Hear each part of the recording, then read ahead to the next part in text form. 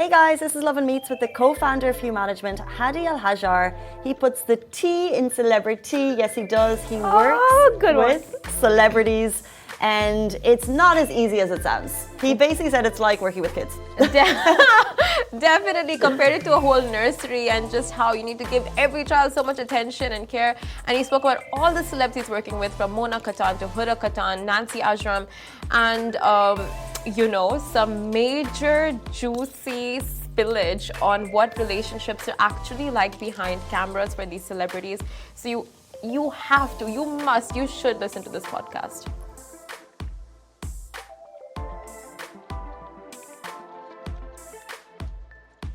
Hey guys, welcome back to Lovin Dubai Show. Today we're joined by the man who's cracked the code on celebrity, the man behind the most successful public figures in the region, the co-founder of Humanagement. Welcome to the show, Hady El Hajjar. Thank you so much for joining us. Thank you for the warm welcome. Not at all. Feels great to be here. Thank you. Oh my God, so it's early. Is it early for you in the morning or it's normal? Usually we don't sleep. Working with celebrities requires 24/7 job, so this is normal. So celebrities, what are and the having timelines? 3 kids also at the same time. That might add to it, yeah. So we're used to waking up early, but coming to the hub where the news comes out.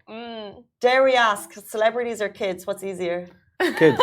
Kids. No, by the way, it's a very common say whenever they ask me, how are you that patient? I tell them because I have kids. So whenever you know how, it's like a nursery. I always say that you have a nursery and you need to take care of everyone and give the attention and the light to everyone. And that's it, simply. This is the secret. You know what? This is so deep because this can be put into like wider, every single industry, you know? No, trust me, it's right. This is something that, because I love kids from when I was very young. Yeah. So I used to be a scout. I love kids. I'm very patient with kids. And this is what, with all the stress and the pressure we have, it's not about managing one celebrity. It's managing a big group of celebrities and content creators and clients and employees and in different countries. How can you do all of this if you don't? And I believe that the strongest man on the earth is the most patient. So patience for me is something very essential while working in this field with celebrities. Can you quickly give people a rundown of what you do and what is talent management? It sounds like a dreamy job, managing talent, you know? Oh, yeah. People think that people love what they see. So they think that we have a great lifestyle, we travel, we party with the celebrities, but this is not what we do. And specifically in the Middle East, there's still lots of confusion between being an agent for a celebrity or being a manager. There's totally a huge difference, and this is why we tried as a Humanagement. Since we come from human management, we started by managing celebrities and now uplifting the game to having managers, but at the same time, we're the agents of lots of celebrities, whether international, regional, or local. So usually taking care of everything related to the artist or the content creator. And the success of a talent management agency is whenever you have success stories of taking a rising star and make him a superstar. And this is where is the strength. The managements interfere in everything, in what they say, what they read, what they eat, how to plan, what's the positioning, what's the strategy, what to say, how to choose songs, which series to act in, what content to post on the social media. So it's a full job from A to Z. It's not only being with the artist and appearing in some shows and taking some pictures. The back office work behind talent management is really, it needs a couple of episodes if you want to do. We do workshops for the teams. That's so interesting. I would never guess that there was that level of, I guess, help being given to these people. But let's talk about who the people are. So we have Nancy Ajram, Maya Diab, Naimar, to name a few. We work with lots of celebrities, and every relation with every celebrity is different. So basically, some of them are exclusively signed with the Humanagement, and some of them we consider them partners, which means we work with them, and we have special treatments or special relations with them, which gives us a better and stronger, an upper hand. So we have lots of names like Yasmin Sabri, Maya Diab, Dalia Mbarak. Lately we're working with Mona Katan and Huda Katan. We worked lots of projects now with Georgina, the fiance of Ronaldo. Today, we have shot a campaign for lenses in Saudi Arabia for Georgina, where Georgina is the face of the brand. Let's stop you right there. How does that even come about? Because right now, in terms of celebrity in the Middle East, like she and like they are it. So how does that relationship start? And then what's it actually like working with her? Honestly, as you mentioned, now the business in the Middle East and especially all the celebrities are coming here to the region for different occasions or different countries for different activities, which makes it very interesting for the market and for the brands. So now, for example, today, before I just come here to the studio, we're working on a deal for Neymar and his, I don't know if it's his wife or fiance, the same concept, it's with Neymar and Bruna. So again, we have lots of opportunities for all of these international artists or celebrities coming to the Middle East, knowing that the business and the clients here, they have lots of, I'm sure you know, people in the Middle East, they like the international celebrities, they like the international football players. So it's something, the ecosystem of the full business is growing and is hyping. So working with people like Georgina, and many other celebrities is something with a different flavor. It comes with more challenges because they have different requirements than the Middle Eastern celebrities. But again, we are people who promise to deliver, and this is why our clients trust us and keep working with us on bringing different type of celebrities. So, do you pitch to these personalities, or do they come, approach you and say, "We need management, we need help"? Honestly, at the beginning, we started from scratch. I left my 15 years career in a record label, and I started with my partners and my team on a small team, and we started working on small examples. And when these success stories become public and people know the success that this agency comes, I can tell you that right now, I have the pleasure and I'm honored to say that now celebrities come to us and they ask us for management or for branding or this is the price of success. Whenever you have a successful campaigns or successful stories to tell and where they see, for example, look at that celebrity before he signs with the Humanagement and look where he is or she is. So lots of, and even the international celebrities, when they come to the region and they ask around, who do you think we should sign? I can tell you that Humanagement is on the top of the list, which really makes it a big responsibility at the same time, but it's really a payoff for all the efforts and the hard work that we do. That's amazing. But okay, so we had this person on this show like a couple months ago, and he was talking about managing celebrities as well. And he's like, one of the biggest tips he would give celebrities is like to push the envelope, to fake it till you make it. So what are some advice you give to people to just, become famous? Like number one goal. I can say that there's the old school of doing things where, yes, sometimes you use the concept of fake it till you make it. But nowadays is different. Nowadays, audience and consumers are not stupid anymore. Before, the media was, let's say, radio, TV. There was no social media. There was no digital marketing. There was no globalization in the same way that we are today. So you could just manipulate someone's image. Yeah, so you were able to control what to say and how to do things with a certain celebrity, and you can make them fake it till they make it. Yes. Nowadays, it's a little bit different. Nowadays, it's not only a one-man job, it's a teamwork. So now you need lots of people in the team of a celebrity or a superstar in order to maintain. And the challenge is not to get a hit and to be successful in a concert or a song or a series or an activation. Now the challenge is to sustain because there's lots of competition. And we call this in the market a popcorn, whereby you see a star coming up and then he comes down, then another star.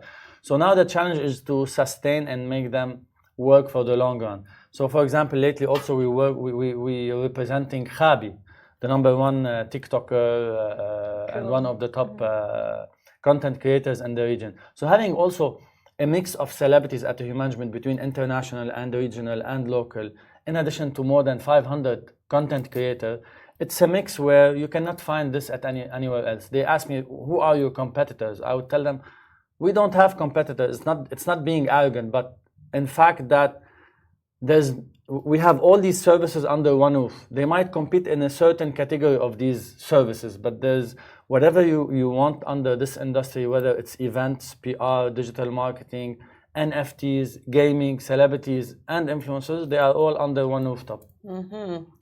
You mentioned requirements of international celebrities versus regional, and today celebrity is a bit different. So today our influencers are celebrities.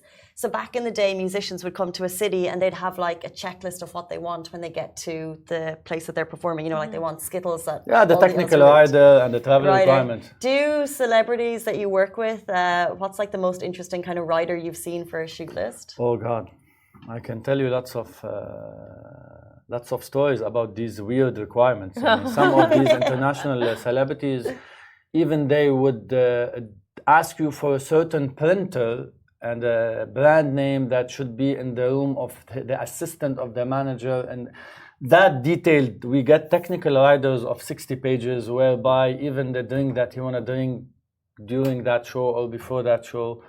But I think that's normal. That's part of the business. So whenever you 60 pages. Whenever you get a concert, for example, for an international celebrity in a Coca-Cola arena where you have 15,000 people coming, they come with certain expectation. And unfortunately, I have to say that when people come to the Middle East, they think that they're going to get lots of money. This is the perception they have.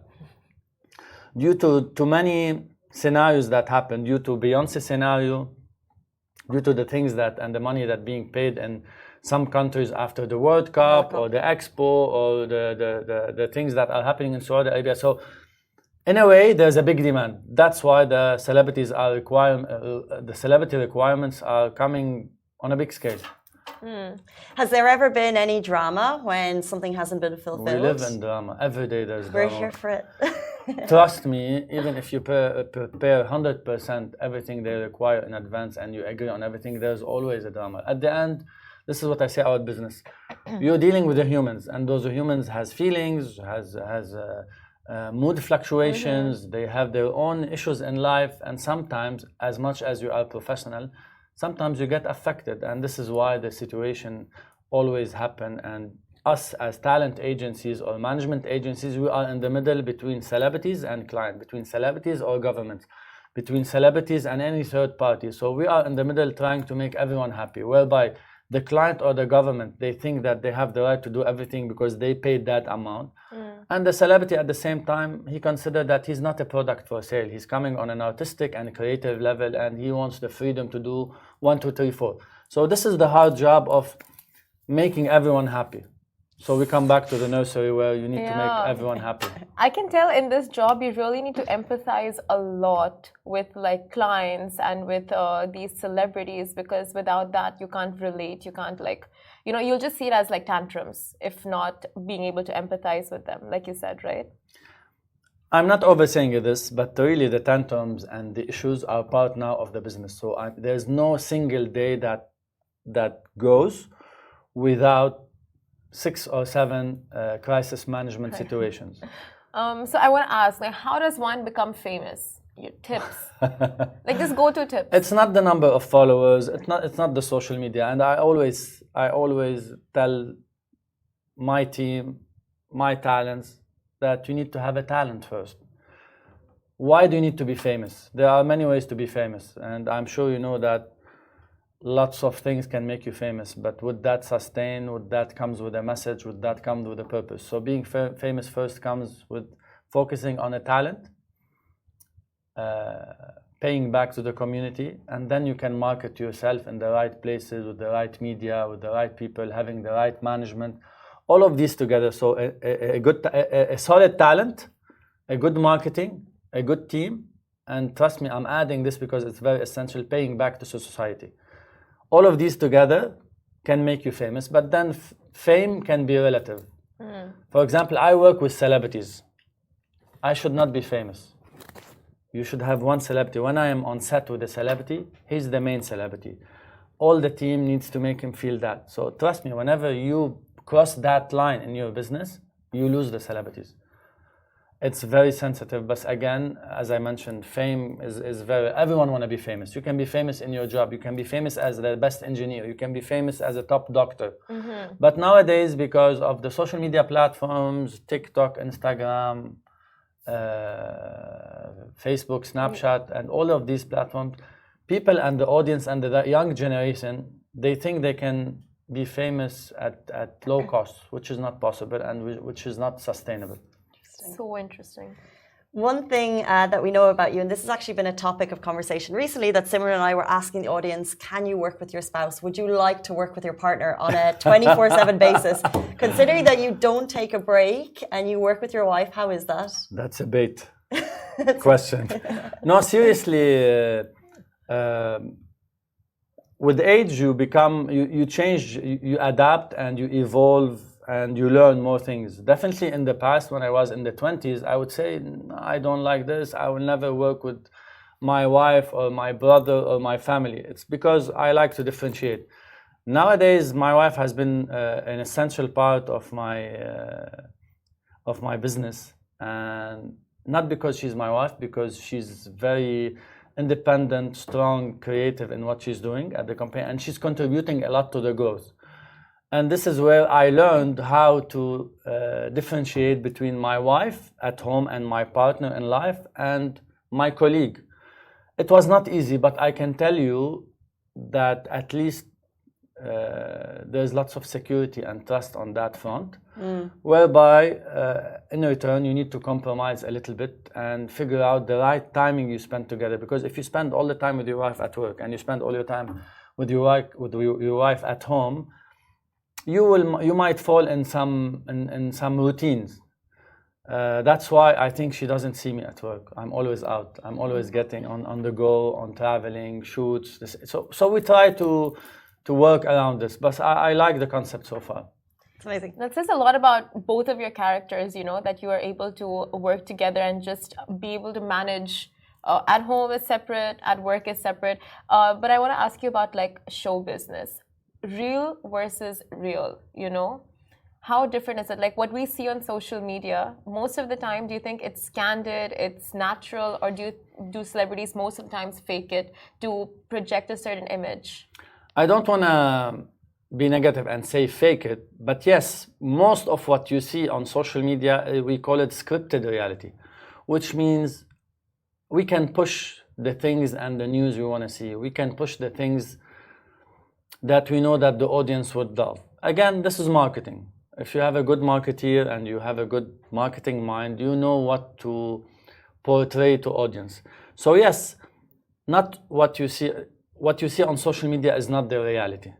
So when you see like couples working together, you know, like couple goals and stuff, usually is it couple goals or is it like a lot of, you know, behind the scenes goes on? Because I'm one of these couples, they talk about them. I don't wanna over talk about it. But honestly, I see lots of those people that you see on social media on a certain image, but in real life they are going after divorce. So it's not right what you see always. There's lots of efforts that should be done, and the couple goals should not be in public. I mean, it's not a show-off thing. You need to have them really deep inside of you. You have to have your own understanding between you and your partner. And if by chance this comes to public in a very subtle way, then it's fine. But when it starts a showing off and overdoing it, you'll start losing the couple itself. Interesting. So the couples that show up more on social media are the ones with... They have more issues. Oh. Trust me. That's why at the beginning I had an issue with not sharing my personal life on my social media. And that's why if you see now, it's every now and then I post something about my kids and my wife, because this is my space, but it's not something that I brag about it. So and the more successful people are in the fame or in the light, the more issues and challenges and obstacles you will have. In any relation, in any type of business. Now, if they say now, Humanagement and Samsung are very good together, I'm choosing a business example instead of person. Lots of competition will start looking, how can we go there? So the more you emphasize on a successful thing between two, it's by human nature. People are jealous. And they would say, I want this for me. And this is how problems start coming. The pressures begin. Yeah. So interesting. This is the man behind Humanagement. As you said yourself, you're working with across many industries, 500 creators. But I want to say that we have a great team. It's not only the man behind it. There's a huge team in Saudi Arabia. We have offices in Dubai, in Lebanon, and in Jordan. And there's a huge team behind the success stories that I was talking about. And what's next for the company? Honestly, there are lots of projects now. We're going to hear about them soon, hopefully in September. There's a huge news coming on a big and an international partnership coming very soon for Humangement. And I'm sure you guys are going to be proud and happy for us. We're going to talk about it hopefully in the right time. Lots of activations and brand deals and new celebrities signing. Lots of drama is coming for sure. Lots of trauma. Get Georgina into the studio. We'll talk to her. That would be amazing. Let's do that for Lovin Saudi. Let's do it for Lovin Saudi. Fair enough. Okay. Deal? Deal. Okay. Georgina's coming to Lovin Saudi. We're super excited for that one. Thank you so much for your time this morning. We really Thank you, ladies. It. Have a great day. Awesome. Thank guys, you, everyone. That is all we have time for on the Lovin Dubai show this morning. We're back with you tomorrow morning. Same time, same place. Goodbye from me. Goodbye from